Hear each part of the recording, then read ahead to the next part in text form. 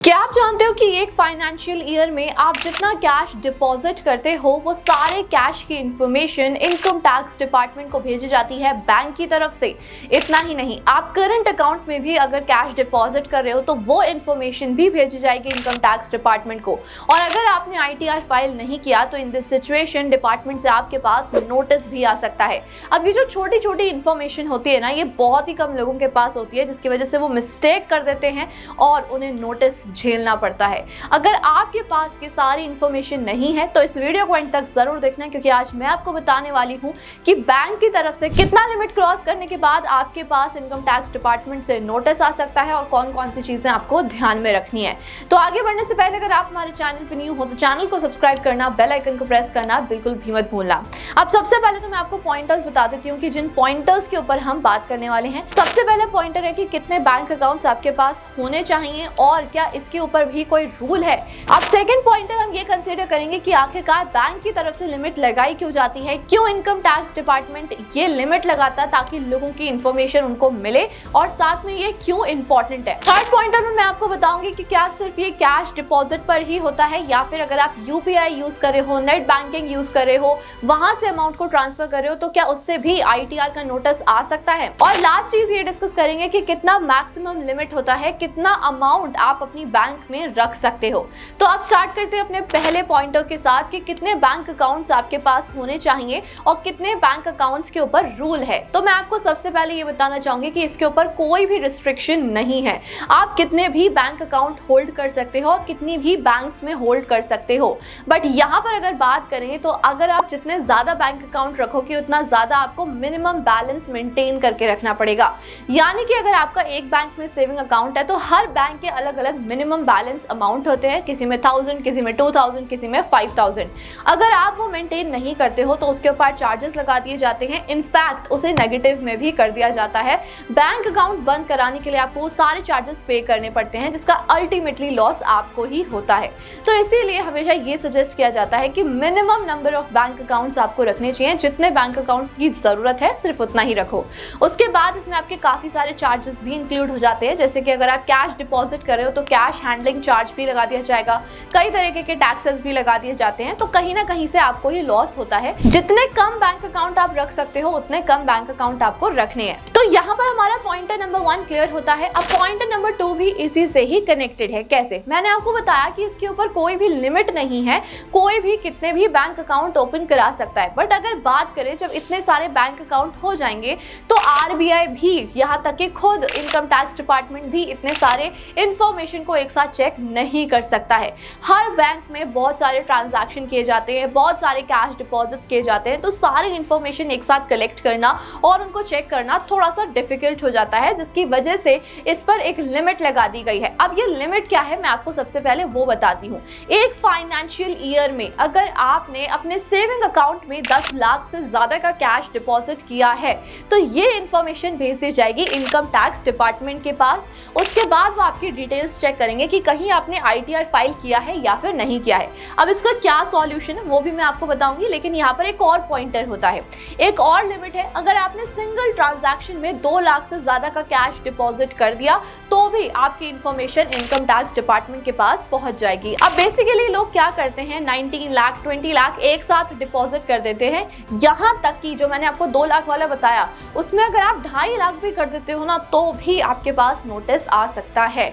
अब यहाँ पर आपकी जो सबसे पहली चीजें हैं इनकम टैक्स डिपार्टमेंट की तरफ से ये चेक किया जाता है कि आपने आईटीआर फाइल किया हुआ है या फिर नहीं किया हुआ है। अगर आपने आईटीआर फाइल किया हुआ है तो उसमें आपके करेक्ट रिकॉर्ड्स होने चाहिए। यानी कि अगर आपने 10 लाख का डिपॉजिट किया है तो 10 लाख में आपको वो इनकम शो करनी पड़ेगी कि वो इनकम आपके पास आई कहां से।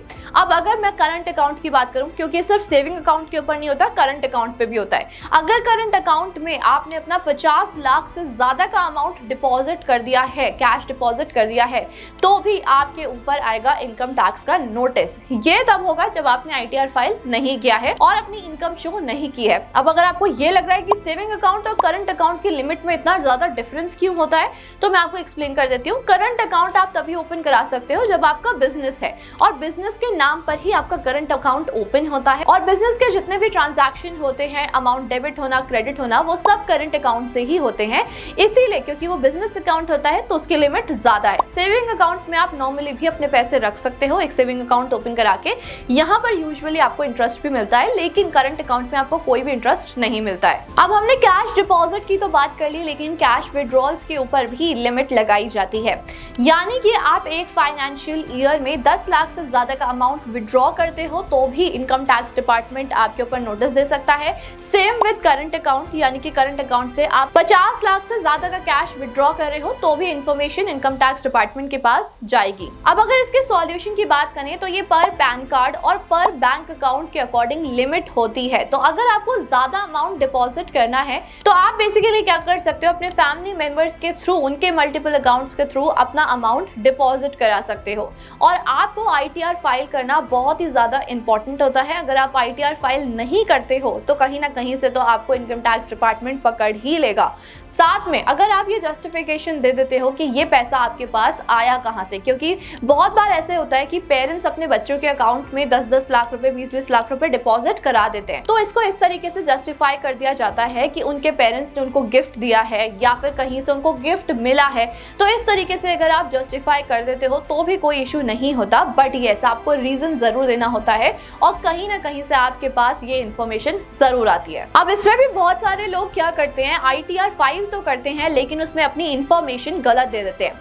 यहाँ पर मैं आपको एक एग्जांपल देती हूँ। मान लीजिए आपने अपने बैंक अकाउंट में 10 लाख का कैश डिपॉजिट किया और आपने ITR में अपनी जो इनकम है वो 1 लाख या फिर 2 लाख रुपए दिखा दी। अब ये जो बाकी का बचा हुआ अमाउंट है इस पर क्वेश्चन किया जा सकता है और अगर आप पे पेनल्टी लगती है तो 100% से लेकर 300% तक की पेनल्टी पे करनी पड़ती है। तो आप जितनी भी इंफॉर्मेशन ITR में डाल रहे हो, फिल कर रहे हो, वो बिल्कुल करेक्ट होनी चाहिए। अब इसके बाद हमारा एक क्वेश्चन ये भी था कि क्या सिर्फ कैश के ऊपर ही ये लिमिट होता है या फिर अगर हम UPI नेट बैंकिंग के थ्रू अपना ट्रांसफर कर रहे हैं तो वहां पर भी ये लिमिट लगाई जाएगी।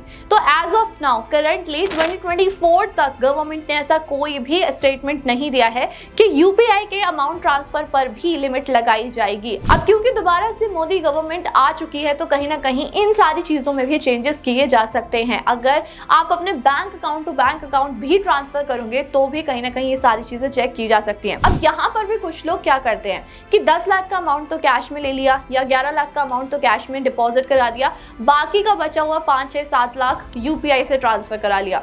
तो क्या आपको पता है कि जब एक बार आपकी इंफॉर्मेशन इनकम टैक्स डिपार्टमेंट के पास चली जाएगी उसके बाद फिर से ये सारी चीजों को कंसिडर किया जा सकता है और उसके बाद आपकी सारी ट्रांजैक्शन हिस्ट्री चेक की जाती है।